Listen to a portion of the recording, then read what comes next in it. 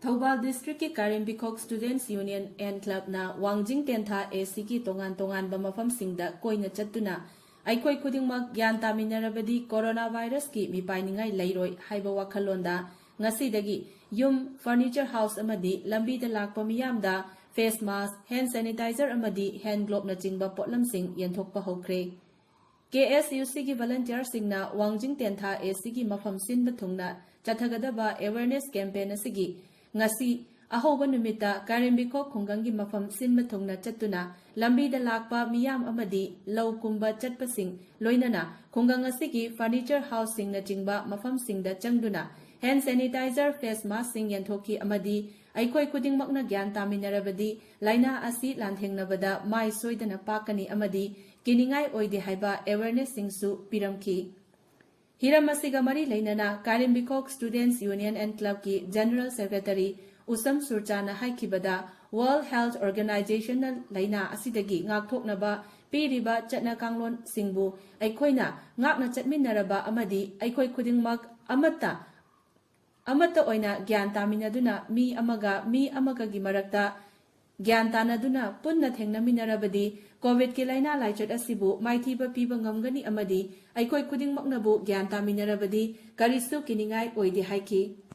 hauziki matamda laina laichot asigidamak miyamda pakhatpa yaba wafamsing ngangba sakpa yaurakpa laibak thibani miyamda pakhatpa yaba wafamsing kanagumba singna ngangbiganu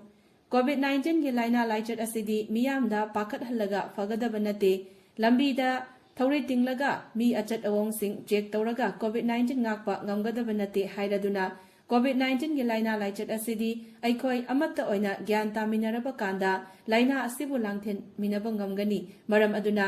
WHO gi chana kanglon ngakna gyan taminaduna aikoi amatta oina laina asi thengnaminasi haina KSUC gi maikaidagi miyamda appeal tawrakli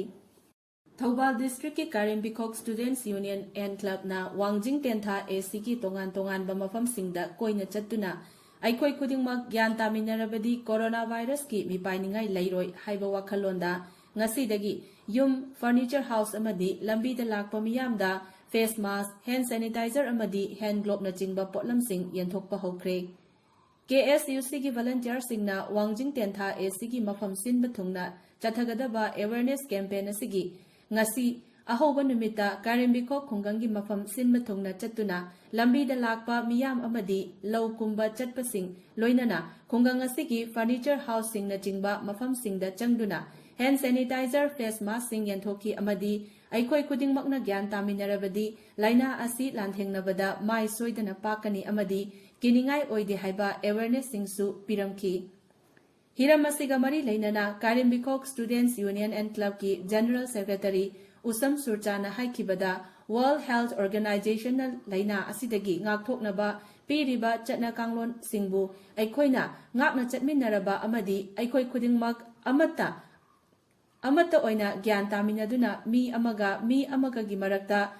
gyan tanaduna punna thengnaminarabadi Covid ki laina laichot asibu maithiba piba ngamgani amadi aikoi khudingmaknabu gyan taminarabadi karisu kiningai oide haiki hauziki matamda laina laichot asigidamak miyamda pakhatpa yaba wafamsing ngangba sakpa yaurakpa laibak thibani miyamda pakhatpa yaba wafamsing kanagumba singna ngangbiganu Covid-19 gi laina laichot asidi miyamda pakhat halaga fagadaba nate lambida Thori tinglaga mi achat awong sing check tawraga Covid-19 ngakpa ngamgadaba nate hairaduna Covid-19 gi laina laichat asidi aikoi amatta oina gyan taminaraba kanda laina asibu langthen minaba ngamgani maram aduna WHO gi chana kanglon ngakna gyan taminaduna aikoi amatta oina laina asi thengnaminasi haina KSUC gi maikaidagi miyamda appeal tawrakli Thobal District ki Karim Bikok Students Union and Club na Wangjing Tentha AC ki tongan ba mafam singda koina chattuna aikoi khudingmak gyan taminarabadi coronavirus ki mipainingai leiroi haiba wakhalonda ngasidagi yum furniture house amadi lambi da lakpa miyamda face mask hand sanitizer amadi hand glove na chingba potlamsing yenthokpa hokre KSUC ki volunteer singna Wangjing Tentha AC ki mafam sinba thungna chathagadaba awareness campaign asigi ngasi ꯑꯍꯧꯕ ꯅꯨꯃꯤꯠꯇ ꯀꯥꯏꯔꯦꯝꯕꯤꯈꯣꯛ ꯈꯨꯡꯒꯪꯒꯤ ꯃꯐꯝ ꯁꯤꯟꯕ ꯊꯨꯡꯅ ꯆꯠꯇꯨꯅ ꯂꯝꯕꯤꯗ ꯂꯥꯛꯄ ꯃꯤꯌꯥꯝ ꯑꯃꯗꯤ ꯂꯧ ꯀꯨꯝꯕ ꯆꯠꯄꯁꯤꯡ ꯂꯣꯏꯅꯅ ꯈꯨꯡꯒꯪ ꯑꯁꯤꯒꯤ ꯐꯔꯅꯤꯆꯔ ꯍꯥꯎꯁꯁꯤꯡꯅꯆꯤꯡꯕ ꯃꯐꯝꯁꯤꯡꯗ ꯆꯪꯗꯨꯅ ꯍꯦꯟ ꯁꯦꯅꯤꯇꯥꯏꯖꯔ ꯐꯦꯁ ꯃꯥस्कꯁꯤꯡ ꯌꯦꯟꯊꯣꯛꯈꯤ ꯑꯃꯗꯤ ꯑꯩꯈꯣꯏ ꯈꯨꯗꯤꯡꯃꯛꯅ ꯒ꯭ꯌꯥꯟ ꯇꯥꯃꯤꯟꯅꯔꯕꯗꯤ ꯂꯥꯏꯅꯥ ꯑꯁꯤ ꯂꯥꯟꯊꯦꯡꯅꯕꯗ ꯃꯥꯏ ꯁꯣꯏꯗꯅ ꯄꯥꯛꯀꯅꯤ ꯑꯃꯗꯤ ꯀꯤꯅꯤꯡꯉꯥꯏ ꯑꯣꯏꯗꯦ ꯍꯥꯏꯕ ꯑꯦꯋꯦꯌꯔꯅꯦꯁꯁꯤꯡꯁꯨ ꯄꯤꯔꯝꯈꯤ꯫ ꯍꯤꯔꯝ ꯑꯁꯤꯒ ꯃꯔꯤ ꯂꯩꯅꯅ ꯀꯥꯏꯔꯦꯝꯕꯤꯈꯣꯛ ꯁ꯭ꯇꯨꯗꯦꯟꯠꯁ ꯌꯨꯅꯤꯌꯟ ꯑꯦꯟड ꯀ꯭ꯂꯕꯀꯤ ꯖꯦꯅꯔꯦꯜ ꯁꯦꯀ꯭ꯔꯦꯇꯔꯤ ꯎꯁꯝ ꯁꯨꯔꯆꯥꯅ ꯍꯥꯏꯈꯤꯕꯗ ꯋꯥꯔꯜꯗ ꯍꯦꯜꯊ ꯑꯣꯔꯒꯅꯥꯏꯖꯦꯁꯟꯅ ꯂꯥꯏꯅꯥ ꯑꯁꯤꯗꯒꯤ ꯉꯥꯛꯊꯣꯛꯅꯕ ꯄꯤꯔꯤꯕ ꯆꯠꯅ ꯀꯥꯡꯂꯣꯟꯁꯤꯡꯕꯨ ꯑꯩꯈꯣꯏꯅ ꯉꯥꯛꯅ ꯆꯠꯃꯤꯟꯅꯔꯕ ꯑꯃꯗꯤ ꯑꯩꯈꯣꯏ ꯈꯨꯗꯤꯡꯃꯛ ꯑꯃꯠꯇ ꯑꯣꯏꯅ ꯒ꯭ꯌꯥꯟ ꯇꯥꯃꯤꯟꯅꯗꯨꯅ ꯃꯤ ꯑꯃꯒꯒꯤ ꯃꯔꯛꯇ ꯒ꯭ꯌꯥꯟ ꯇꯥꯅꯗꯨꯅ ꯄꯨꯟꯅ ꯊꯦꯡꯅꯃꯤꯟꯅꯔꯕꯗꯤ ꯀꯣꯚꯤꯗꯀꯤ ꯂꯥꯏꯅꯥ ꯂꯥꯏꯆꯠ ꯑꯁꯤꯕꯨ ꯃꯥꯏꯊꯤꯕ ꯄꯤꯕ ꯉꯝꯒꯅꯤ ꯑꯃꯗꯤ ꯑꯩꯈꯣꯏ ꯈꯨꯗꯤꯡꯃꯛꯅꯕꯨ ꯒ꯭ꯌꯥꯟ ꯇꯥꯃꯤꯟꯅꯔꯕꯗꯤ ꯀꯔꯤꯁꯨ ꯀꯤꯅꯤꯡꯉꯥꯏ ꯑꯣꯏꯗꯦ ꯍꯥꯏꯈꯤ꯫ ꯍꯧꯖꯤꯛꯀꯤ ꯃꯇꯝꯗ ꯂꯥꯏꯅꯥ ꯂꯥꯏꯆꯠ ꯑꯁꯤꯒꯤꯗꯃꯛ ꯃꯤꯌꯥꯝꯗ ꯄꯥꯈꯠꯄ ꯌꯥꯕ ꯋꯥꯐꯝꯁꯤꯡ ꯉꯥꯡꯕ ꯁꯛꯄ ꯌꯥꯎꯔꯛꯄ ꯂꯥꯏꯕꯛ ꯊꯤꯕꯅꯤ꯫ ꯃꯤꯌꯥꯝꯗ ꯄꯥꯈꯠꯄ ꯌꯥꯕ ꯋꯥꯐꯝꯁꯤꯡ ꯀꯅꯥꯒꯨꯝꯕꯁꯤꯡꯅ ꯉꯥꯡꯕꯤꯒꯅꯨ꯫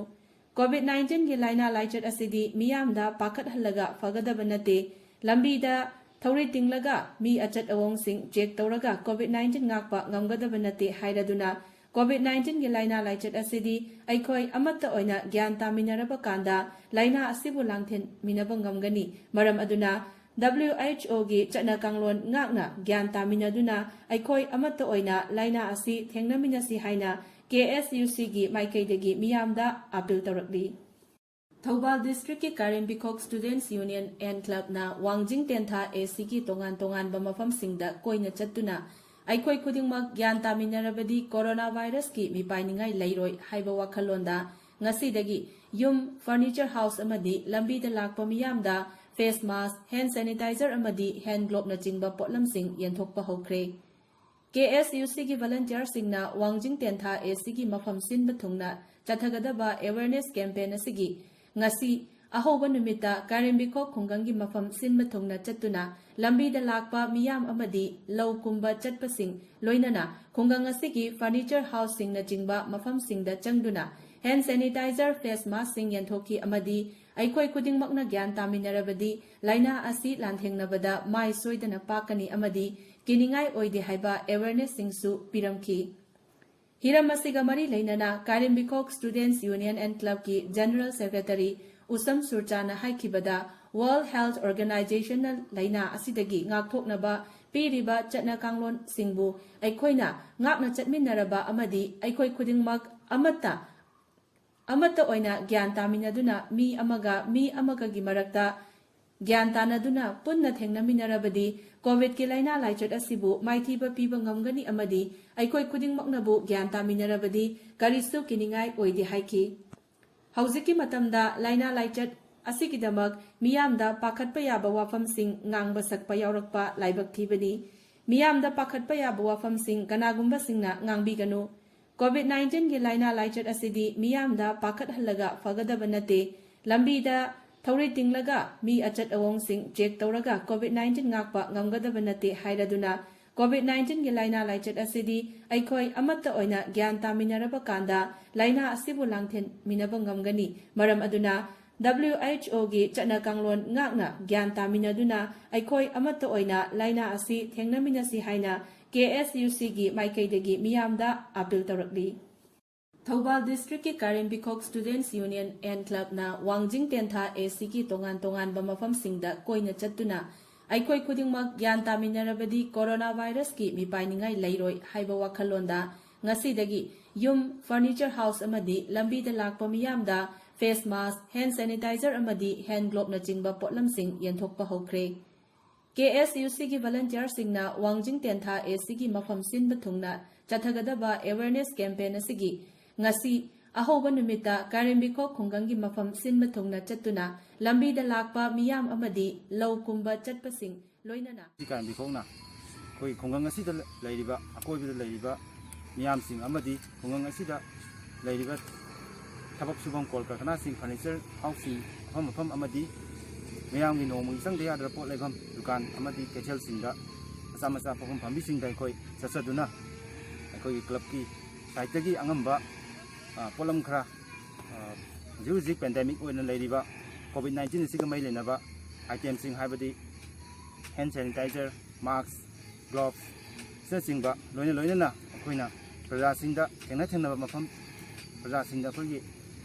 ꯑꯦꯋꯥꯔꯅꯦꯁ ꯀꯣꯚꯤꯗꯀ ꯃꯔꯤ ꯂꯩꯅꯕ ꯀꯌꯥ ꯉꯁꯤ ꯇꯧꯖꯔꯦ ꯑꯗꯨꯅ ꯍꯧꯗꯣꯛꯆꯔꯦ ꯃꯈꯥ ꯇꯥꯅ ꯑꯁꯤꯒꯨꯝꯕ ꯃꯔꯤ ꯂꯩꯅꯕ ꯊꯧꯔꯝꯁꯤꯡ ꯑꯁꯤ ꯃꯈꯥ ꯇꯥꯅꯁꯨ ꯂꯩꯔꯤꯕ ꯀꯦꯟꯗ꯭ꯔ ꯑꯁꯤꯒꯤ ꯃꯐꯝꯁꯤꯡꯗ ꯑꯩꯈꯣꯏ ꯃꯈꯥ ꯇꯥꯅ ꯆꯠꯊꯖꯔꯒꯅꯤ ꯑꯗꯨꯒ ꯂꯣꯏꯅ ꯂꯣꯏꯅꯅ ꯉꯁꯤ ꯄꯦꯟꯗꯦꯃꯤꯛ ꯑꯣꯏꯔꯤꯕ ꯀꯣꯚꯤꯗ-19 ꯑꯁꯤ ꯃꯨꯊꯠꯀꯦ ꯍꯥꯏꯔꯕꯗꯤ ꯃꯤꯌꯥꯝꯅ ꯋꯥꯔꯜ ꯍꯦꯜꯊ ꯑꯣꯔꯒꯅꯥꯏꯖꯦꯁꯟꯅ ꯄꯤꯔꯤꯕ ꯆꯠꯅ ꯀꯥꯡꯂꯣꯟꯁꯤꯡ ꯑꯁꯤꯕꯨ ꯅꯤꯌꯣꯝ ꯆꯨꯝꯅ ꯐꯣꯂꯣ ꯇꯧꯕꯤꯔꯒꯗꯤ ꯍꯥꯏꯔꯤꯕ ꯄꯦꯟꯗꯦꯃꯤꯛ ꯑꯣꯏꯕ ꯍꯥꯏꯕ ꯋꯥꯍꯩ ꯑꯁꯤ ꯉꯁꯤ ꯃꯅꯤꯄꯨꯔꯗꯒꯤ ꯃꯨꯠꯈ꯭ꯔꯒꯅꯤ ꯂꯣꯏꯅꯅ ꯀꯣꯚꯤꯗꯀꯤ ꯍꯦꯟꯒꯠꯂꯛꯏꯕ ꯃꯁꯤꯡ ꯑꯁꯤꯁꯨ ꯁꯣꯏꯗꯅ ꯃꯁꯤꯡ ꯍꯟꯊꯔꯛꯀꯅꯤ ꯍꯥꯏꯕꯒꯤ ꯊꯥꯖꯕ ꯑꯃꯒ ꯂꯣꯏꯅꯅ ꯑꯩ ꯃꯤꯌꯥꯝꯗ ꯑꯄꯤꯜ ꯇꯧꯖꯔꯤ ꯂꯣꯏꯅ ꯂꯣꯏꯅꯅ ꯃꯤꯌꯥꯝꯅ ꯉꯁꯤꯗꯒꯤ ꯍꯧꯅ ꯋꯥꯔꯜ ꯍꯦꯜꯊ ꯑꯣꯔꯒꯅꯥꯏꯖꯦꯁꯟꯅ ꯄꯤꯔꯤꯕ SOP ꯍꯥꯏꯔꯤꯕꯁꯤꯡ ꯑꯁꯤ ꯉꯥꯛꯄꯤꯅꯅꯕ ꯑꯗꯨꯒ ꯂꯣꯏꯅ ꯂꯣꯏꯅꯅ ꯃꯈꯥ ꯇꯥꯅ ꯂꯩꯆꯠ ꯑꯁꯤꯕꯨ ꯉꯥꯛꯊꯣꯛꯅꯕꯒꯤꯗꯃꯛꯇ ꯋꯥꯔꯜ ꯍꯦꯜꯊ ꯑꯣꯔꯒꯅꯥꯏꯖꯦꯁꯟꯅ ꯑꯩꯈꯣꯏꯒꯤ ꯚꯦꯛꯁꯤꯅꯦꯁꯟꯒꯤ ꯊꯧꯔꯝ ꯇꯧꯔꯤꯕꯁꯤꯗ ꯃꯌꯥꯝꯅꯁꯨ ꯀooperation ꯄꯤꯕꯤꯗꯨꯅ ꯍꯤꯗꯥꯛ ꯀꯥꯞꯊꯣꯛꯄꯤꯅꯅꯕ